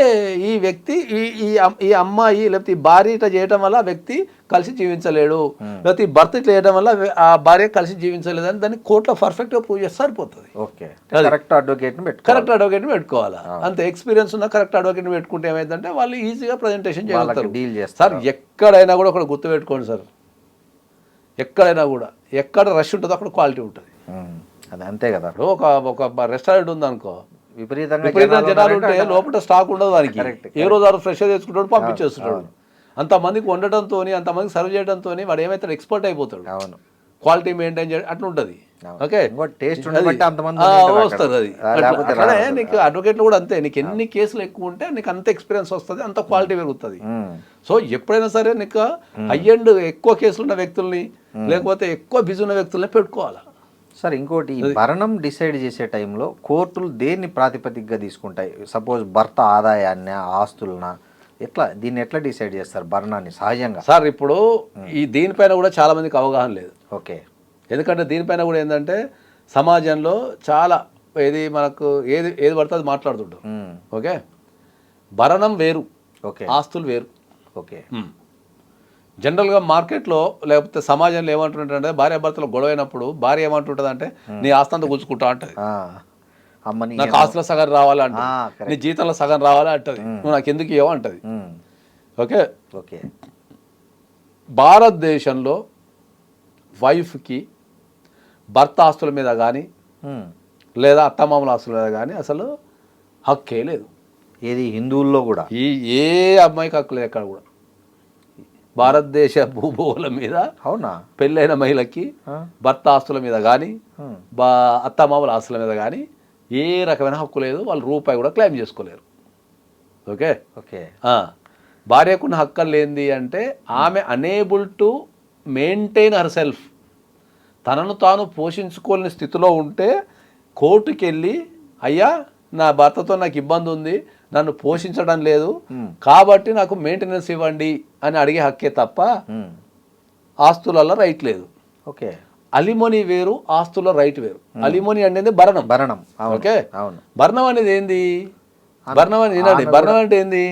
ఒక వ్యక్తిని పెళ్లి చేసుకోవడం వల్ల ఓకే తన జీవితంలో కోల్పోయిన దాన్ని, సార్ పలానా వ్యక్తిని నేను పెళ్లి చేసుకున్నా, ఆ వ్యక్తిని పెళ్లి చేసుకోవడం వల్ల నా జీవితాన్ని కోల్పోయినా, ఈ కోల్పోయినందుకు నాకు ఎంతో కొంత ఇవ్వండి, ఇగో నాది ఇంత నేను ఫీల్ అవుతున్నా, మీరు డిసైడ్ చేసి ఇవ్వండి అనేది అలిమోని. భరణంగా క్లెయిమ్ చేసుకుంటారు. దాని భరణంగానే అలిమోని. తెలుగులో భరణం అంటాం, ఇంగ్లీష్లో అలిమోని అంటాం, అంతే. ఓకే, సో భారతదేశంలో వేసే డైవర్స్ కేసులలో 90% ఆఫ్ ద కేసెస్ అలిమోని అయ్యారు. ఒక 10% ఆఫ్ ద పీపుల్ అలిమోని వేస్తారు. మిగతా డైవర్స్ ఏమనో ఇయ్యొద్దనో కొట్టేమో ఇట్లా దండాలు పెడుతుంటారు తప్ప ఫలానా వ్యక్తిని పెళ్లి చేసుకోవడం వల్ల నా జీవితం అంతా ఖరాబ్ అయింది కాబట్టి నాకు అలిమోని ఇవ్వండి అని వేసేది చాలా తక్కువ పిటిషన్స్ ఉంటాయి. చాలా తక్కువ పిటిషన్స్ 10% ఉంటాయి అంతే. అది కూడా ఎక్స్పర్ట్స్ కొద్దిగా బాగా ప్రాక్టీస్ వాళ్ళు ఎక్స్పర్ట్ అయ్యి చేసి ఉంటారు కాబట్టి వాళ్ళు వేస్తారు. అది సో ఇప్పుడు ఫారిన్ కంట్రీస్లో ఏమవుతుంది అంటే ఏంటంటే, ఇప్పుడు మనం ఒక దేశం ఉంది అనుకుందాం, అది వెల్ డెవలప్డ్ కంట్రీ ఎందుకు అయిందంటే ఏంటంటే ప్రధానంగా క్లారిటీ తీసుకుని వెల్ డెవలప్డ్ కంట్రీ అవుతుంది. Correct, simple. వాళ్ళకి అక్కడ ఏంది, ఇద్దరు వ్యక్తులు పెళ్లి చేసుకుంటే విడిపోవడం ఎట్లా అనేది చాలా సింప్లిఫై చేసేసి. అవును, అమెరికాలో నో ఫాల్ట్ డైవర్స్ అంటారు, అమెరికా మొత్తంలో. ఓకే, అంటే ఏంది, కలిసి జీవించాలని లేదనుకో, పోయాడు కేసు వేసుకొని నాకు ఆ అమ్మాయితో కలిసి జీవించాలని లేదు, అబ్బాయితో కలిసి జీవించాలని డైవర్స్ ఇచ్చేస్తారు. ఏమడరు. కానీ కండిషన్ ఏంటంటే వాళ్ళు పెళ్ళైన తర్వాత సంపాదించిన దాంట్లో అబ్బాయి ఒకటే సంపాదించి అమ్మాయి హౌస్ వైఫ్ ఉన్నా వీడు సంపాదించిన దాంట్లో పెళ్ళైన తర్వాత సేవింగ్స్లో 50% అమ్మాయికి ఇచ్చేయాలి. ఓకే, ఏదైనా ఇల్లు కొన్నా, కారు కొన్నా, ఇంకా బంగారం కొన్నా, ఏది కొన్నా 50% ఇచ్చేయాలి. బాగుంది. ఓకే, ఆమె నిలగొట్టాలంటే. ఓకే, ఒకవేళ ఇద్దరు సంపాదిస్తున్నారు అనుకో, పెళ్ళైన తర్వాత ఇద్దరు సంపాదించిన సేవింగ్స్ని చెరసాగం చేసి పంపించేస్తారు. బాగుంది, సింపుల్. ఇండియా లేదా సిస్టమ్. నువ్వు పెళ్ళైన తర్వాత 10 కోట్లు సంపాదించిన నా దగ్గర రూపాయి కూడా తీసుకోలేవు. అది అలిమోని కానీ అది కానీ వస్తుంది ఇండియాలో. ఇప్పుడే ఇండియాలో లా అనేది లాస్ట్ 10 years నుంచే వృద్ధిలోకి వచ్చింది. ఎప్పుడైతే ఇంటర్నెట్ వినియోగం పెరిగిందో, అర్థమైందా? ఎప్పుడైతే మనకు 2015-16 నుంచి ఇంటర్నెట్ వినియోగం పెరుగుతూ వస్తుంది మనకు. ఓకే, అవును. అక్కడి నుంచే నీకు లా కానీ రైట్స్ కానీ ఈ కంప్లైంట్ ఇవ్వడం కానీ సుప్రీంకోర్టు ఏం చేస్తుంది, హైకోర్టు ఏం చేస్తున్నది బాగా కూర్చున్న దగ్గర విస్తృతంగా వచ్చేసింది. కాబట్టి ఇంకా ఇంకా ఇంకా పెరుగుతుంది ఇండియాలో లా అనేది, ఇంకా విపరీతంగా పెరిగి విపరీతంగా డిమాండ్ పెరుగుతుంది అడ్వకేట్స్ ఫ్యూచర్లో. మంచి లిటిగేషన్ పెరుగుతుంది, లైఫ్ కాంప్లికేటెడ్ అయిపోయింది. ఓకే, అన్ని రకాలుగా పెరుగుతున్నాయి. ఓకే, ఒకప్పుడు ఏంటంటే ఈ లిటిగేషన్ ఎంత పెరుగుతుంటే అంటే జనాలు ఎంత కాంప్లికేట్ అవుతుంటే అంత లిటిగేషన్ పెరుగుతుంటే వీళ్ళంతా వచ్చి మళ్ళీ కోర్టులోనే ఉండాలి. ప్రతి దానికి లిటిగేషన్ పెరుగుతున్నది. ఊరికి పరిస్థితి వస్తుంది ఫ్యూచర్లో పెడతారు. ఇక్కడ భార్యకి ఏం హక్కు లేదన్నారు. భార్యకు ఒకవేళ పిల్లలు ఉంటే వాళ్ళకి ఏమైనా హక్కులు వస్తాయి? అసలు అదే చెప్తున్నా సార్, భారతదేశంలో ఉన్న పిల్లలకు కూడా లేదు. ఎక్కడుంది తండ్రి ఆస్తిలో? ఎక్కడుంది సార్? ఇప్పుడు మీరు ఎప్పుడన్నా తాత ఆస్తిని క్లెయిమ్ చేసుకున్న మనల్ని చూసారా మీరు? నేను చూడలే. మరి మన భారతదేశంలో తాత ఆస్తి అంతా మనకి వస్తా అంటుంటారు కదా మరి. అవును, అది అంటారు కదా. మరి ఎట్లా వస్తుంది? తండ్రి ఆస్తి తాత ఆస్తి ఏడొస్తున్నా చెప్పు. అది కూడా అపోహేనా? అపోహనేది. ఓకే సార్ ఇప్పుడు ఒక సింపుల్ లాజిక్ చెప్తా నేను. తాత ఆస్తి కనుక మనవనికి వస్తే ఈ ప్రపంచంలో ఉన్న ఆస్తులన్నీ తాతలే, వాళ్ళందరికీ మనవాళ్ళు ఉన్నారు. మరి ఇంత పంచాయతీ ఇంకా. ఓకే, ఆస్తి అనేది మనం ట్రాన్స్ఫర్ చేసే విధానాన్ని బట్టి వస్తుంది తప్ప డిఫాల్ట్ గా తాత ఆస్తి పక్కన మనవనికో ఏం రాయకుండా చనిపోయాడు అప్పుడే వస్తుంది. ఓకే, ఆయన బతుకున్నప్పుడు ట్రాన్సాక్షన్ చేస్తే రాదు. That's what I'm telling. నువ్వు బతుకున్నప్పుడు ట్రాన్సాక్షన్ చేస్తే ఏమీ రాదు. ఓకే, నీ పేరు మీద ఆస్తులు ఉండి, అది తాత అయినా తండ్రి అయినా, నీ పేరు మీద ఆస్తులు ఉండి నువ్వు పక్కన చనిపోతే నీకు ఆడికి సంబంధించిన డిస్ప్యూటే వస్తుంది. ఎవరికి పంచాలి, ఎట్లా పంచాలి, రూల్స్ ఉన్నాయి. అవును. ఎంతమంది పక్కన చచ్చిపోతారు? తక్కువ మంది, 2%, 3% చనిపోతారు అంతే. అంతే, అందరూ చచ్చిపోరు. అవును. ఓకే, సో అక్కడ వస్తుంది తప్ప. మరి మీరు అడగచ్చు, సార్ మరి ఇంత క్లారిటీగా ఒక వ్యక్తి ఏం రాయకుండా చనిపోతేనే ఆస్తులు వస్తాయని మీరు ఇంత క్లారిటీగా చెప్పినప్పుడు మరి ఇది సమాజంలో ఎందుకు, ఈ సమాజంలో ఎందుకు ఇట్లా చెప్తున్నారు?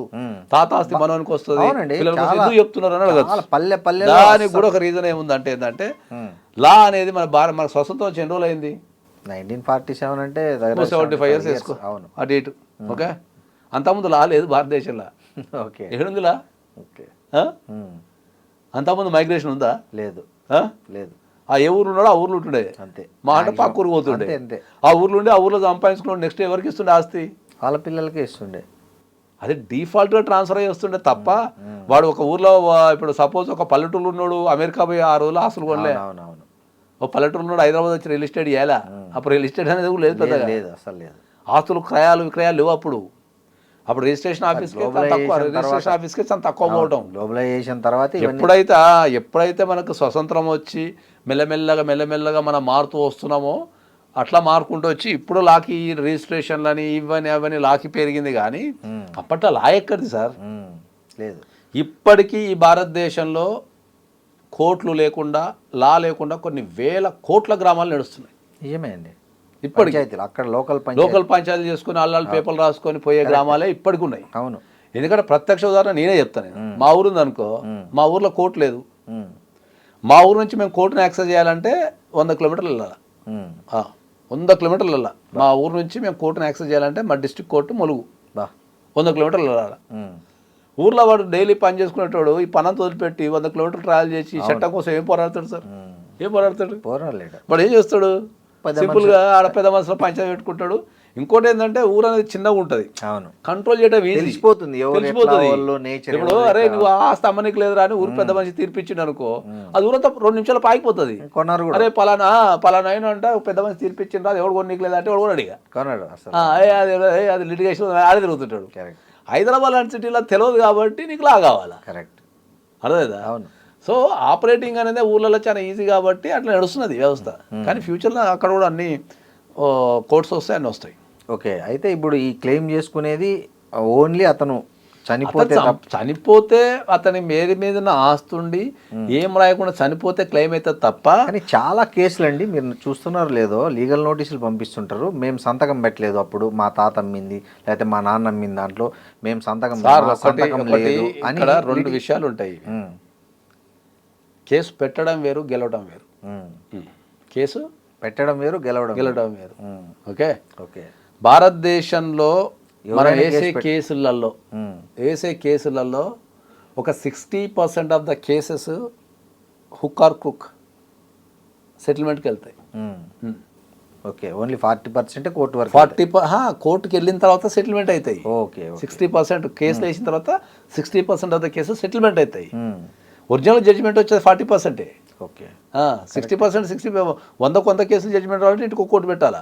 అంతే కదా. ఎవడో ఒక లిటిగేషన్ చేస్తాడు, ఆడ పడేస్తాడు, వీళ్ళు తిరుగుతుంటారు, తిరిగి వీళ్ళకి అలవాటు అయిపోయి లాస్ట్ అందరు కలుసుకొని మనం ముచ్చ పెట్టుకుంటాం. ఏం తిరుగుతుందిలే ఇక అని చెప్పేసి అందరు కూర్చొని ఇక సర్లే ఇక రూపాయి అటో ఇటో తీసుకోవాలి ముచ్చట పెట్టుకుంటారు తప్ప ఇక అది ఖచ్చితంగా జడ్జిమెంట్ వచ్చే ప్రతి కేసు కనుక జడ్జిమెంట్ రావాలంటే భారతదేశంలో ఇన్ఫ్రాస్ట్రక్చర్ సరిపోదు. కరెక్టే. 60% సెటిల్ అయిపోయి క్రిమినల్ కేసులు అయినా ఫ్యామిలీ కేసులు అయినా నీకు ఇంకా ఎనీ కేసు అయినా ల్యాండ్ కేసులు అయినా నెగోషియేషన్స్ తో చేసుకోండి అని సార్ అందరికి ఈ ప్రపంచంలో అందరికి అర్థం కాని విషయం ఏంది అంటే ఓకే కోర్టు మెట్లెక్కేటప్పుడు జనరల్ కోర్టు మీద ఒకటి రాసి ఉంటుంది ఏమని రాజీ మార్గం రాజమార్గం అని రాసి ఉంటుంది. కరెక్టే. అర్థమైందా? ఆర్బిట్రేషన్ రాజీ మార్గం రాజమార్గం అని రాసి ఉంటుంది. Okay okay. సో నువ్వు ఎప్పుడైతే ఒక డిస్ప్యూట్ వచ్చినప్పుడు దాన్ని అమికబుల్గా ఆలోచించి లాస్ ఎంత అవుతున్నది, టైం ఎంత వేస్ట్ అవుతుంది, దీనివల్ల నేను ఏం కోల్పోతున్నా, ఏం జరుగుతుంది అనేది నువ్వు అనలైజ్ చేసుకోగలిగితే కోర్టుకు వెళ్ళవు. ఓకే. కోర్టుకు వెళ్ళే కేసులల్లో 90% అవగాహన లేకపోవడము, ఓకే, ఆలోచించే విధానం లేకపోవడము, ఏం ఈగోలు, కోపాలు, పగలు, పంతాలు ఇవే 90% ఉంటాయి. సరే, ఇంకోటి ఈ స్త్రీధనం అంటాం కదా, మామూలు పెళ్లి సమయంలో ఇచ్చే కట్న కానుకలు ఏవైతే ఉంటాయో ఆ కట్న కానుకల మీద విడాకుల సమయంలో హక్కులు ఎవరికి ఏ విధంగా ఉంటాయి? స్త్రీధనం మీద ఎప్పుడైనా కూడా పదంలోనే ఉంది అది. ఆమె స్త్రీధనం ఎప్పుడు కూడా స్త్రీధనమే అది. అది ఎవరు కూడా తీసుకోనికి లేదు. అది ప్రూవ్ చేయడం అనేది కొన్ని సందర్భాల్లో పాసిబుల్ అవుతుంది, కొన్ని సందర్భాల్లో పాసిబుల్ కాదు. కానీ జనరల్ మోరల్గా చెప్పాలంటే ఏంటంటే స్త్రీకి ఇచ్చిన ధనం ఏదైతే ఉంటుందో అది పెళ్ళైనా పెళ్లి కాకపోయినా ఏ స్థాయిలో ఉన్నా కూడా స్త్రీధనం అనేది ప్యూర్లీ ఆమెకే రైట్స్ ఉంటాయి, ఆమె ఎవరికి రైట్స్ ఉండవు. ఓకే. కాకపోతే ఏంటంటే ఒకప్పుడు మాట మీద నిలబడేటోళ్ళు కాగితాలు లేకపోతుండే ముచ్చట పెట్టుకుంటుండే ఇస్తుండే కాబట్టి వర్కౌట్ అవుతుంది. ఇక ఇప్పుడు అంతా గంటకో మాట మాట్లాడుతున్నారు నడుస్తున్నారు కాబట్టి ప్రూవ్ చేయడం కష్టం. పూర్వకాలంలో స్త్రీధనం ఏమి ఇస్తుండే చెప్పండి? పొలం సార్, పూర్వకాలంలో పొలము అవును కట్ చేస్తే బంగారం, ఈ రెండే స్త్రీకి ఇచ్చే ధనం. స్త్రీధనం అంటే తల్లి సంపాదించింది ఉంటే ఎక్కడ తీసుకపోమా అని ఇంట్లో తల్లి ఏమన్నా బంగారం పెట్టినపో అని చెప్పేసి ఆవు అవి తప్ప ఉంటుండే. ఇప్పుడు రకరకాల రూపాలు మారిపోయి ఆస్తులని లేకపోతే షేర్లని అవని ఇవని ఏదో రకరకాలు అయినాయి కాబట్టి కొద్దిగా ప్రూవ్ చేయడం అనేది కష్టమవుతుంది. కానీ స్త్రీధనం అనేది ఎప్పటికీ స్త్రీధనమే, దాన్ని ఎవరు కూడా అసలు దాన్ని తీసుకోనికి లేదు. సుప్రీంకోర్టు కూడా చాలా సందర్భాల్లో చెప్పింది ఓకే స్త్రీధనం అనేది ఎప్పటికి కూడా స్త్రీధనమే. ఓకే. ఇంకోటి నాగేశ్వరరావు గారు, ఎక్కువ ఈ పిల్లలది సమస్య వస్తుంది చాలా విడాకుల కేసుల్లో. భార్యాభర్తలు ఏమి విడిపోతారు. సో కోర్టులు దేన్ని పరిగణలోకి తీసుకుంటాయంటే ఎవరి దగ్గర భర్త దగ్గర ఉంటే పిల్లలు సేఫ్ అనుకుంటాయా, భార్య దగ్గర ఉంటే? ఎందుకంటే మనం కొన్ని చాలా పొలిటికల్ సెలబ్రిటీ కేసెస్లో కూడా చూసాం, చాలా రోజులు గొడవలు అయ్యి కోర్టులో పిల్లలు నాకు కావాలని కొట్లాడుకున్నప్పుడు కోర్టు ఏది ఎక్కువగా కన్సిడర్ చేస్తుంది, ఏది చూస్తుంది అంటారు అసలు? ఇప్పుడు దీనిపైన నేను స్పష్టంగా చెప్పదలుచుకున్నది ఏంటంటే మనకు ఏదైతే ఈ డైవోర్స్కి సంబంధించిన అంటే ఈ మ్యాట్రిమోనల్ ఇష్యూస్కి సంబంధించిన చట్టాలు ఉన్నాయో ఇవన్నీ చాలా పాతకాలం నాటి. ఇప్పుడు హిందూ మ్యారేజ్ యాక్ట్ తీసుకుంటే 1955 అవును ఓకే, మనం 498 తీసుకుంటే 1982 అవును ఓకే, 125 CRPC ఎప్పటిదో ఓకే, అట్లనే GWOP కూడా ఎప్పటిదో. ఎప్పుడైనా కూడా ఒక దేశంలో చట్టం అనేది ఆ దేశంలో జరుగుతున్న కాలమాన పరిస్థితులకు అనుగుణంగా చేస్తుంది దాన్ని. అవును ఓకే. సో ఇవన్నీ అప్పుడు చేసేళ్ళు, అప్పుడు రూల్స్ ప్రకారం చేసేళ్ళు. ఇప్పుడు మారిన జీవితాలకు అనుగుణంగా ఈ పాత చట్టాలు చక్కగా సెట్ కావటం లేవు, మార్చాలి. సెట్ కాక ఏమవుతుందంటే ఈ క్లయింట్స్ ఈ పాత చట్టాలకు కొత్త జీవిత విధానానికి మధ్యలో కొట్లాడుకుంటున్నారు. నిజమే. ఓకే, అదే వాళ్ళకి అర్థం కావటం లేదు. వాళ్ళు ఏమనుకుంటున్నారు అంటే ఏంటంటే అడ్వకేట్ పని చేయటం లేదు, లేకపోతే కోర్టులు పని చేయటం లేదు.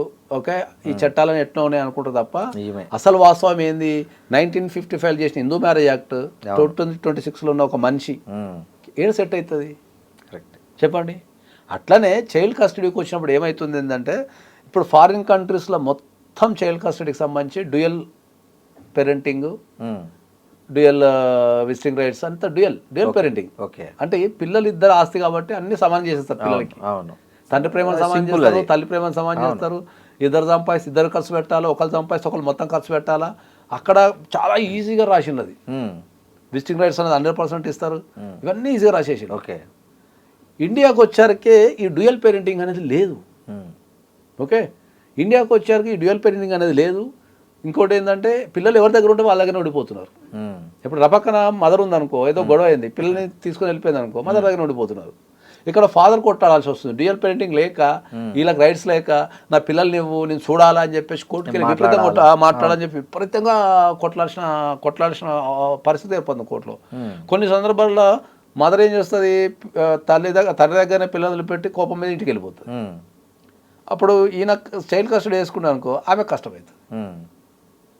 సో నేను చాలా స్పష్టంగా చాలా ఖచ్చితంగా నేను చెప్పేది ఏంటంటే, భారతదేశంలో మ్యాట్రిమోనియల్ చట్టాలు మారితేనే పెళ్ళి అనే వ్యవస్థ బాగుపడుతుంది. అవును, మ్యాట్రిమోనియల్ చట్టాలు మారలేదనుకో బాగుపడదు. సో దీనికి ఏమైనా ప్రయత్నం జరుగుతుందా? చెయ్యాలా, ప్రజలు ఆలోచించాలా, దాన్ని ఉద్యమం చేయాలా. మా జీవితాలు మారినాయి కాబట్టి వాటికి అనుగుణంగా చట్టాలు చేయమని ఎవరో ఒకరు ఉద్యమించాలా. ఎవరు ఉద్యమించకపోతే ఏ నుంచి వర్కౌట్ అవుతుంది? వర్కౌట్ కాదు కదా. సో అడ్వకేట్ల నుంచే అడ్వకేట్లు సార్, ఇప్పుడు నేనున్నా అనుకోండి, నా పని నాకు సరిపోతాను లేదు. ఇంకా నేను చట్టాల మీద నేను చట్టాలు చెప్పగలుగుతా, లోపాలు చెప్పగలుగుతా, కానీ ఇప్పుడు నేను ప్రజల్ని చైతన్యపరిస్తే ఎవరికి ఆటం లేరు. ఎస్పెషల్లీ మ్యాట్రిమోనియల్ ఇష్యూస్కి వచ్చరికి ఏమైందంటే ఎవరికాల నా ఒక్కడిని బయటపడాను సరే, నాకు ప్రపంచంతో సంబంధం సరే, ఇది ఒక్క డైవర్సిటీ ఇచ్చేత నాది నేను బతికేస్తా సార్ అంటారు తప్ప, సామాజిక బాధ్యత తీసుకొని మరి చట్టాలను మార్చాలా, వీటిలో మార్పు తేవాలా, చూడాలనేది ఎంతమంది చేస్తున్నారు? తక్కువ మంది లేరు. సామాజిక బాధ్యత అనేది తగ్గిపోయింది. అవును. ఇంకోటి నాగేశ్వరరావు, నేను ఒక కేసు కొన్ని అంటే మనకు తెలిసిన వాళ్ళు జరుగుతున్నాయి చూశాను. భార్యకు భరణం ఇవ్వాల్సి వస్తుందని ఆమె హౌస్ వైఫ్ ఉన్నప్పుడు వీళ్ళు ఉద్యోగాలు మానేసి ఖాళీగా ఉన్నట్లు కూడా కొంతమంది రిజైన్ చేసిన వాళ్ళని కూడా చూశానండి నేను. అదే చెప్తున్నా కదా, చాలా సందర్భాలలో మెయింటెనెన్స్ ఇవ్వాల్సి వస్తుందని మానేస్తున్నారు, కానీ మెయింటెనెన్స్కి జాబ్కి సంబంధం లేదు సార్. ఓకే, నువ్వు ఖాళీ ఉన్నా కూడా నీ భార్య ఖాళీ ఉంటే నువ్వు మెయింటెనెన్స్ ఇవ్వాల్సిందే. భార్యను సాల్సిన బాధ్యత భర్తదే. ఎప్పుడు she unable to maintain herself. ఆమెకు సంపాదించుకునే శక్తి ఉంటే, నీకు జాబ్ ఉన్నా జాబ్ లేకపోయినా, బెగ్ బారో అండ్ స్టీల్, దొంగతనమో లేకపోతే అడకదీనో లేకపోతే ఏదో చేసి అప్పు చేసో పిల్లని సాధు అని చెప్తారు తప్ప, అయ్యో నీకు జాబ్ లేదు కదా ఇంటికి వెళ్ళిపో అని చెప్పారు. అన్నిటికంటే ఉన్న బ్యూటీ ఏంటంటే సార్, మ్యాట్రిమోనియల్ చట్టాలు అనేటివి చాలా ఈజీ హ్యాండిల్ చేయటం. కరెక్ట్. అది అర్థం చేసుకుంటే వాటిని కేక్ వాక్ అవి ఆడుకోవచ్చు, చట్టాలతోని మ్యాట్రిమోనియల్ చట్టాలతోని ఆడుకోవచ్చు. కానీ ఏం చేస్తారు వీళ్ళు, దాన్ని అర్థం చేసుకోకుండా దాన్ని కాంప్లికేటెడ్ చేసుకొని అలా బ్రెయిన్ యాక్సెప్ట్ చేయదు. కొన్ని విషయాలు చెప్తే చేయక, అబ్బో ఇదేదో సబ్జెక్ట్ ఇది బాగా అదేదో ఉందని వాళ్ళు అర్థం కాక దాన్ని కాంప్లికేటెడ్ చేసుకొని, అబ్బా చట్టాలను ఎట్లా ఉన్నాయి తిరుగుతున్నారు వీళ్ళు. నువ్వు చట్టాలని కనుక పర్ఫెక్ట్గా కనుక అర్థం చేసుకోగలిగితే వాటిని మేనేజ్ చేయడం అంత ఈజీ అసలు ఏది ఉండదు లైఫ్లో. కాకపోతే టైం వేస్ట్ అవుతుంది తప్ప వాటిని మేనేజ్ చేయటము, బ్యాలెన్స్ చేయటము, వాటితో ఆడుకోవడం చాలా ఈజీ. సార్, భార్యాభర్తలుగా ఉండి ఉమ్మడిగా ఆస్తులు కొని ఉంటారు, సపోజ్ ఉమ్మడిగా హోమ్ లోన్ పెట్టుకొని ఉంటారు, లేదా ఏదో స్థలం కొని ఉంటారు, ప్లాట్ కొని ఉంటారు. ఈ ఉమ్మడి ఆస్తులను విడాకుల సమయంలో ఎట్లా డీల్ చేస్తారు? క్లైమ్ చేసుకోవచ్చు. అవి అంటే క్లైమ్ చేసుకోవచ్చు, ప్రూవ్ చేయాలా. కోర్టుకు కావాల్సింది ఎవిడెన్స్. అందులో నా వాటా ఉంది అని కనుక నువ్వు ప్రూవ్ చేయగలిగితే దాన్ని క్లైమ్ చేసుకోవచ్చు డెఫినెట్లీ. ఇప్పుడు సపోజ్ ఒక ఇల్లు కొనింటారు, ఇద్దరు కలిసి ఒక ఫ్లాట్ కొనింటారు, దానికి ఆమె ఈఎంఐ కడుతుంటుంది, ఈయన కడుతుంటారు, అది ప్రూఫే కదా. అట్లాంటప్పుడు ఆ ఫ్లాట్ ను ఎట్లా 50% ఒకవేళ ఒకరి పేరు మీద రిజిస్టర్ అయి ఉన్నా కూడా సగం అది. ఓకే, ఇద్దరికి వస్తుంది. ప్రూవ్ చేసుకోవాలా, క్లైమ్ చేసుకోవాలా. ఓకే, కోర్టుకు కావాల్సింది ప్రూఫ్ సార్. ఎప్పుడైనా కూడా క్యాష్ ఇచ్చినా, నేను 10 లక్షలు ఇచ్చినట్టు ప్రూవ్ చేయడం కష్టం అది. ఓకే, ఏదైనా కూడా డాక్యుమెంటేషన్ పద్ధతిలో చేసుకోవాలా. కాబట్టి నేను ఏం చెప్తా అంటే ఏంటంటే, ఎప్పుడైనా కూడా ఒక ఫ్యామిలీలో, ఇప్పుడు ఏర్పడుతున్న ఫ్యామిలీలలో ఫైనాన్షియల్ ఇష్యూస్ చేసుకోవాలంటే మళ్ళీ నువ్వు ఖచ్చితంగా అడ్వకేట్ని పెట్టుకోవాల్సిందే. అంతే, అడ్వకేట్ని పెట్టుకుంటేనే డివైడ్ చేసి ఏం చేయాలో చేసేస్తారు. ఓకే సార్, మీరు చాలా కేసులు చూసింటారు. ఈ భార్యాభర్తల గొడవలు, విడాకులు, ఈ కోర్టులు ఇవన్నీ కాకుండా సింపుల్గా సెటిల్ కావాలంటే ఒక సీనియర్ అడ్వకేట్గా మీరు ఏం సలహా ఇస్తారు? నేను ఎవరికైనా సరే మ్యాట్రిమోనియల్ ఇష్యూస్లలో సాధ్యమైనంత వరకు కోర్టుకు వెళ్ళొద్దనే చెప్తాను. అది నా పాలసీ. సాధ్యమైనంత వరకు కోర్టుకు వెళ్ళకండి, కూర్చొని మాట్లాడండి, మీడియేషన్ చేయండి, ఎక్స్ప్లెయిన్ చేయండి. ఏమైనా సమస్యలు ఉంటే మనం కూర్చొని మాట్లాడుకొని పరిష్కరించుకుందాం తప్ప కోర్టుకు వెళ్ళటం వల్ల కాస్టింగ్ పెరుగుతుంది, తర్వాత నీకు టైం వేస్ట్ అవుతుంది, ఏజ్ పెరుగుతుంటుంది. ప్రధానంగా ఏజ్ పోతే తిరిగి తేలేం సార్. అవునవును, కరెక్ట్. ఆ స్ట్రెస్తోని ఏమవుతుందంటే, ఇప్పుడు ప్రధానమైన సమస్య ఏంటంటే, మనకే జీవితంలో రకరకాల సమస్యలు ఉన్నాయి. అవును, జాబ్ అనో, కెరీర్ అనో, స్టడీస్ అనో, ఇల్లనో, అదనో, ఇదనో, మళ్ళీ అదనంగా దాని నుంచి మళ్ళీ ఈ మ్యాట్రిమోనియల్ ఇష్యూస్ పడి మళ్ళీ ఆ స్ట్రెస్ తీసుకొని, ఆ స్ట్రెస్తోని ఆరోగ్యాలు ఖరాబ్ అయిపోయి బీపీలు, షుగర్లు, తర్వాత నీకు ఇంటిల్లిపాది. ఇప్పుడు వేరే ఏ కేసు ఎక్కువ మాట్లాడుకోరు. అవును, ఈ మ్యాట్రిమోనియల్ ఇష్యూస్ తెలవాళ్ళు మాట్లాడుకుంటారు. అవును, విడిపోతారు. ఫ్రెండ్ గారు కాల్ చేస్తాడు, అరే నీ పిల్లడ పోతున్నా అంటాడు, కథం అయిపోయాడు. కరెక్ట్, మీరు ప్రాంతాలు పెట్టి ముచ్చట పెడతారు. కరెక్ట్. సో నేను మ్యాట్రిమల్ కేసులకు వచ్చాక ఫస్ట్ ఎవరికైనా సరే నేను దండం పెట్టి చెప్పేది ఏంటంటే ఫస్ట్ కన్సిడర్ యువర్ ఏజ్. నీ ఏజ్ని కన్సిడర్ చేయి ఫస్ట్. నీ ఏజ్లో ఉన్నా ఇక్కడ కొట్లాడితే ఏమవుతుంది, అవుట్ ఆఫ్ ద కోర్ట్ చేసుకోవాలన్నా లేకపోతే కలిసి జీవించాలంటే ఏమన్నా లైఫ్ స్టైల్ చేంజెస్ చేసుకోవాలనేది నీ ఏజ్ కన్సిడర్ చేసుకొని చెయ్యి. ఓకే, దాని తర్వాత నెక్స్ట్ లెవెల్లో వచ్చేసి నువ్వు ఏదైతే ఉంటుందో నీ time and career and money ఈ మూడు బ్యాలెన్స్ అయ్యి ఎంత మనీ ఖర్చు అవుతుంది, ఎంత టైం ఇన్వెస్ట్మెంట్ చేయాలా, నా కెరీర్ ఏమవుతుందని చూడండి. అంతే తప్ప ఆవేశాలు పడి మనం కోర్టులకు వెళ్ళిపోయి ఇమ్మీడియట్లీ వెళ్ళిపోతే నీకు న్యాయం జరగదని నేను చెప్పా. కానీ ఆ న్యాయం జరిగేంత వరకు నీకు ఓపిక ఉండాలని చెప్తాను నేను. కరెక్ట్. ఎందుకంటే నీకు ఇన్స్టెంట్గా అన్నీ వచ్చేస్తున్నాయి ప్రపంచంలో, న్యాయం అట్లా రాదు. అది ప్రాబ్లం. అవును. ఎందుకంటే చాలామంది ఏమంటారంటే నాతోని, సార్ ప్రపంచం అంతా ఇంత ఇన్స్టెంట్గా మారిపోయింది కదా, కోర్టు ఎందుకంత ఇన్స్టెంట్గా మారదు అంటారు. కోర్టు ఎప్పుడు ఇన్స్టెంట్గా మారదు. ఎందుకంటే ఒక డెసిషన్ ఇవ్వాలి అంటే ఒక వ్యక్తి యొక్క జీవితం ఆధారపడుతుంది కాబట్టి ఎంత సాధ్యమైతే అంత అన్ని డాక్యుమెంట్లు పరిశీలించి వాటిని స్టడీ చేసి వాళ్ళకి ఇవ్వాల్సిన అన్ని ఆపర్చునిటీ ఇచ్చిన తర్వాత ఒక డెసిషన్ మేకింగ్ వస్తుంది. అవును. మనకేమవుతుంది, మనం ఫాస్ట్ లైఫ్కి అలవాటు పడిపోయి కోర్టు అనేది స్లో లైఫ్లో నడుస్తుంటే ఈ రెండింటికి బ్యాలెన్స్ కాక అందరం ఏం ఫీల్ అవుతున్నాం అంటే ఏంటంటే అబ్బాయి అమ్మ కోర్టుకు పోతే లేట్ అవుతుందని ఫీల్ అవుతుంది. అవును. కోర్టులో ఎప్పుడు లేట్ కాదు. సరైన ప్రొసీడింగ్స్ తీసుకొని కాన్స్టెంట్గా మనము అడ్వకేట్ ఆఫీస్లోకి వెళ్ళి కూర్చొని దాన్ని మనం రెగ్యులర్గా కూర్చొని రివ్యూ చేసుకుంటా పోతే నీకు టైం టు టైం చేసుకుంటా పోతే పోతుంది. మీరు చాలా చూశారు కదా, ఆయన యావరేజ్గా ఒక విడాకుల కేసు తీర్పు రావడానికి ఎంత టైం పడుతుందో మన ఇండియాలో ఇప్పుడు మార్కెట్లో అయితే యావరేజ్గా ఒక 4 years ఉంది సార్. సమాజంలో 4 yearsలో కేసు క్లోజ్ అవుతుంది. మన దగ్గర అయితే ఒక 2 yearsలో క్లోజ్ చేసే అవకాశం ఉంది. ఓకే. ఎందుకంటే మాకు కొద్దిగా ఎక్స్పర్ట్స్ కాబట్టి ఒక 2 yearsలో క్లోజ్ చేసే అవకాశం ఉంది. థ్యాంక్ యూ అండి. And for more videos, Please subscribe to iDream. Please subscribe to iDream. Please subscribe iDream. And please subscribe to iDream. For more videos, subscribe to iDream. please like, share and subscribe to the channel. Congratulations, iDream. Subscribe to iDream. Subscribe to iDream. So subscribe to iDream Media. iDream ki iDream team andarki huge congratulations. Please subscribe iDream Media. Please subscribe to iDream.